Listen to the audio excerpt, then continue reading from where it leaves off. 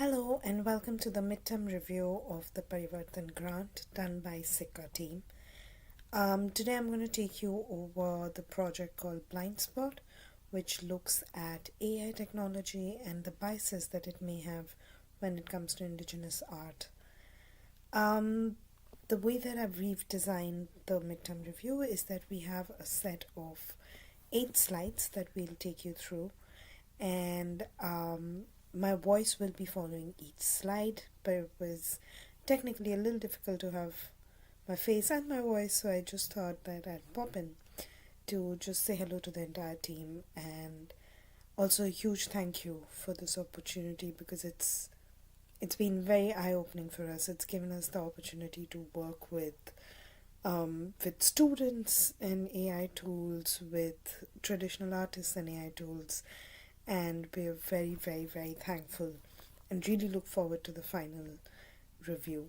So, without much ado, I'm just going to jump into the presentation. The grant was given to SICCA by Parivartan around October last year.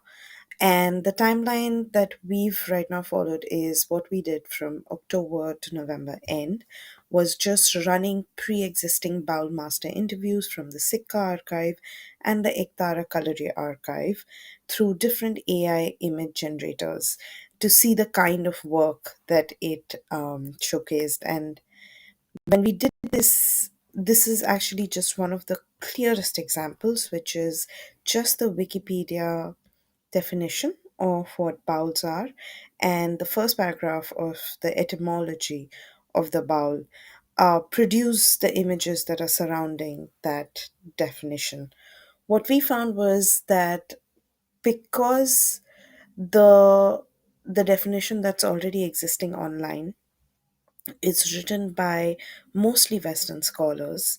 The images that then get derived, some of them have instruments that somewhat resemble bowl instruments, but are very new. So you may see that in the first image on the left, there is something that has the philosophical intent of an iktara, but looks like a sort of fusion of ektara and harmonium.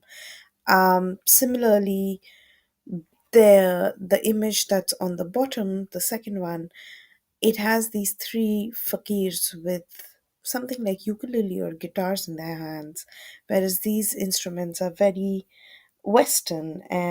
They may still be string instruments like the dotara, or the iktara, but they're essentially very different. And so our fear of appropriation definitely existed. But we realized that with pre existing material that's already available online, what we were doing was sort of just reiterating our point.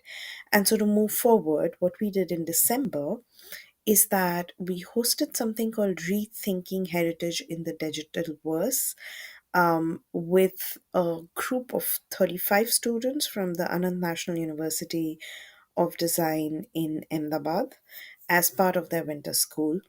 And what we did was that each student was asked to identify one artwork or one art form that was close to their identity, and then interview an artist who followed that art form and take pieces of that interview and run it into AI generator to see what kind of work came up. This entire piece was held on GatherTown, and the kind of work that it generated really showed us the potential of how the word digital can be used not just in terms of internet and AI, but also just as the platform or the tool that we use. So, a mix of gather round and AI tools really brought out, it started changing the idea of what a museum could be and how we could design museums, especially museums around identity, heritage, and something that's very personal and yet can be accessible for the world.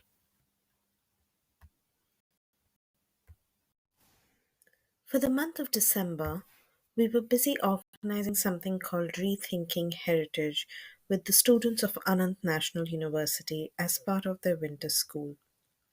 This thing that you see on the screen right now is a result from that workshop. One of the students made the assignment for the entire project was to make online museums using AI art generators to uncover one heritage or art form that's very close to our identity. This is an example from a student of the class who was from Kerala and decided to do the entire exhibition on Tayyam. It starts with a small read about what this person's connection is to Tayyam. And once you go through that, the entire museum is designed in a way that you can walk and look at the artwork that are that were generated by AI.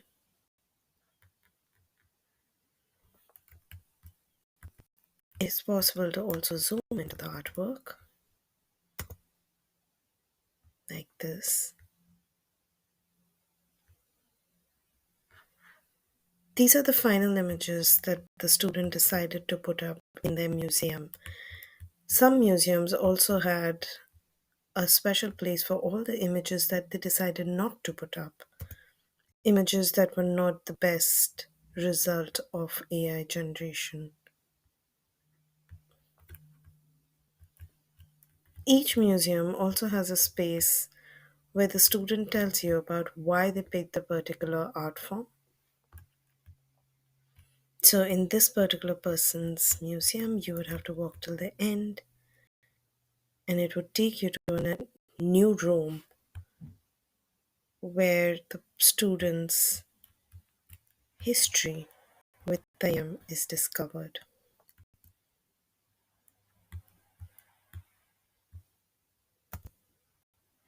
Here, they have also added a short documentary describing what Tayyam is and a short note to say thank you.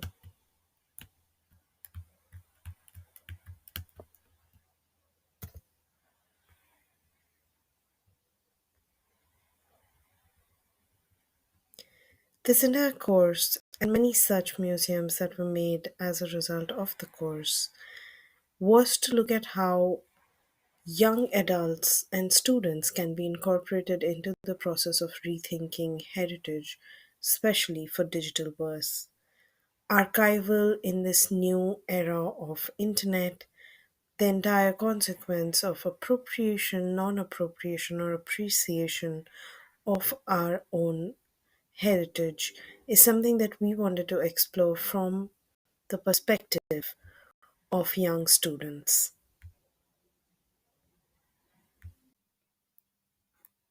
These are some of the museums that were created during the workshop. Each of them can be accessed if you just linger over the word and then click on it. It will open up a new window which will take you to the Gather Space Museum.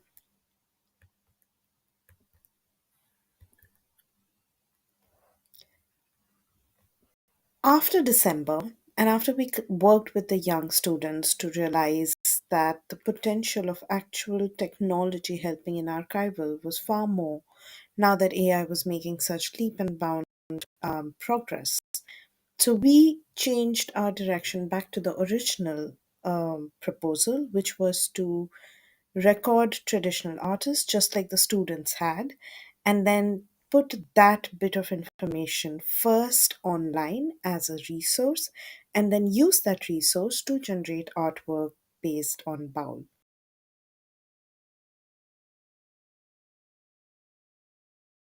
জয় গুরু গোপী ভাবের ভাবি হলে জাত কুলো মান থাকে না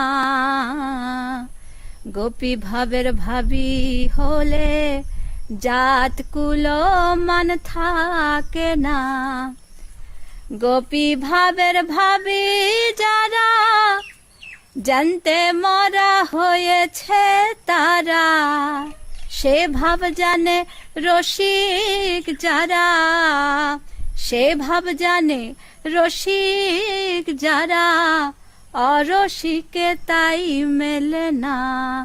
গোপী ভাবের ভাবি হলে জাত কুলো মান থাকে না।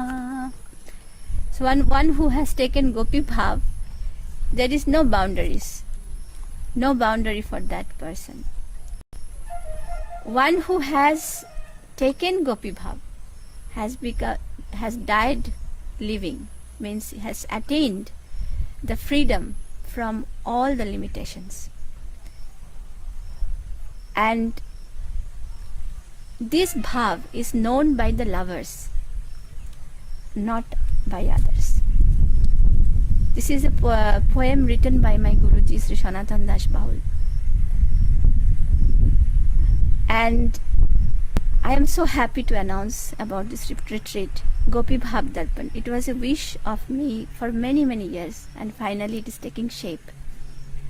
We know about Baul, some of us, and we love Baul. But we know very less about the women Baul practitioners. But if you really look at their contribution to the society, or how they held this practice for generation, it's immense. The only thing is that women don't like to come up and take the front seat.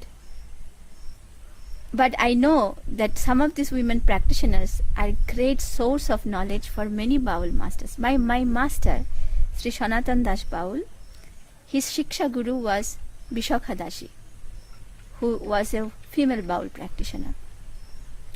So we are having this wonderful space which is called Gopi Bhav Darpan on 28th and 29th of January 2023 at Sanatan Siddhashram. It is only 1.5 days to spend time with them, to listen to them and receive incredible wisdom from them. So I look forward to see you there. Jai Guru. So, January, there were two big events that Iktara Kaluri hosted. One was a Baul Mela online, and the other was Gopi Bhav Retreat, which focused more on women Bauls.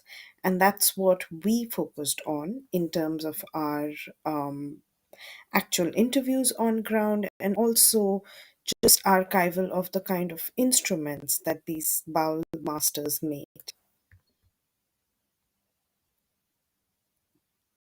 Baul Gyan Darpan is now coming up.